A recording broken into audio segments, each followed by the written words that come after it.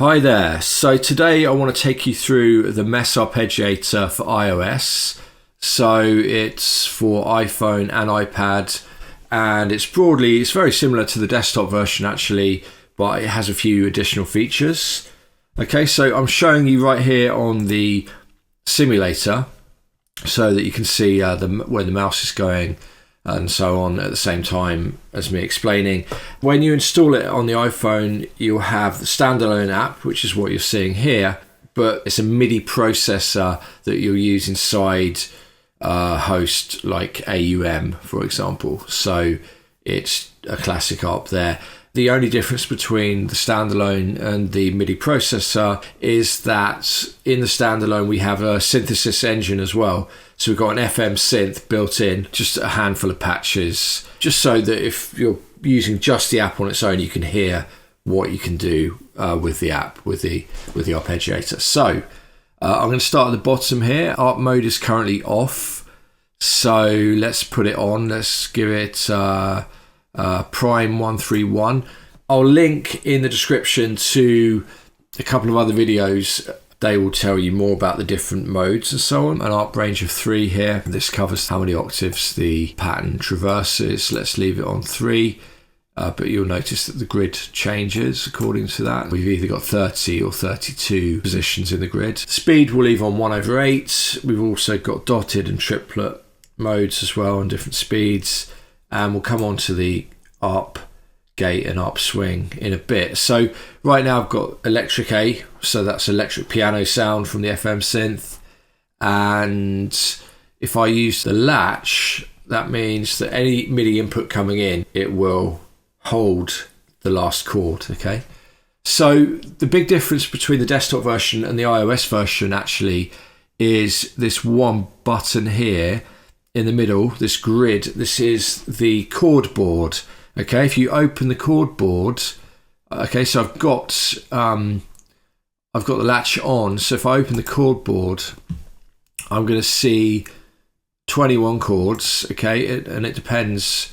The exact chord quality will depend on the root note. So here I've changed it to G sharp and scale. So let's go with natural minor. Okay, so if I touch one of these, it's going to trigger the arpeggiator.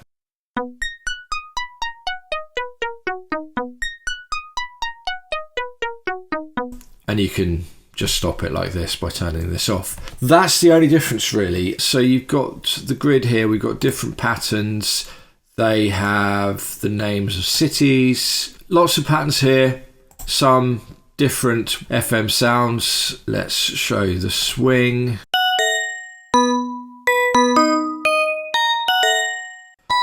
So there you go, you can hear the swing, and here's the ARP gate. Goes between 5 and 100. And then I can basically randomize the pattern here. So black squares don't play, white squares do play. I can reset the pattern. I can obviously draw my own pattern in. Then I can save a pattern if I want to save it. And then it will appear here. Then I can skip through different patterns that we've already got. Okay. And I can choose a pattern at random. Then we've got something a bit different.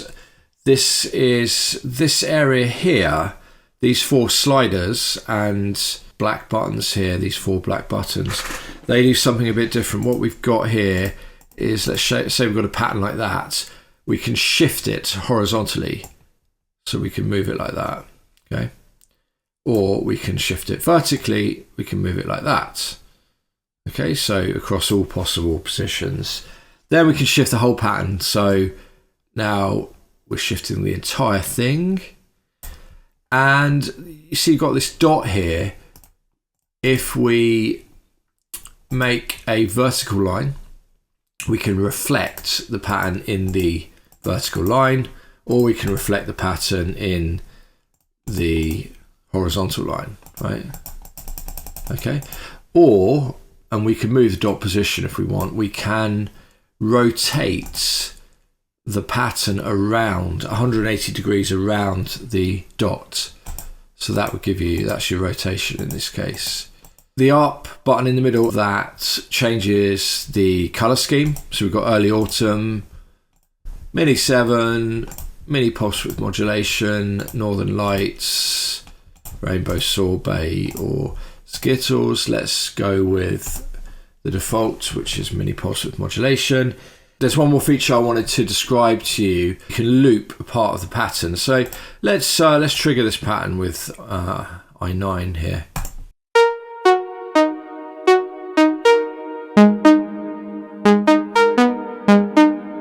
Right, let's say I really love this bit here. I can double click that, and then I've got a loop. So I can do that same trigger.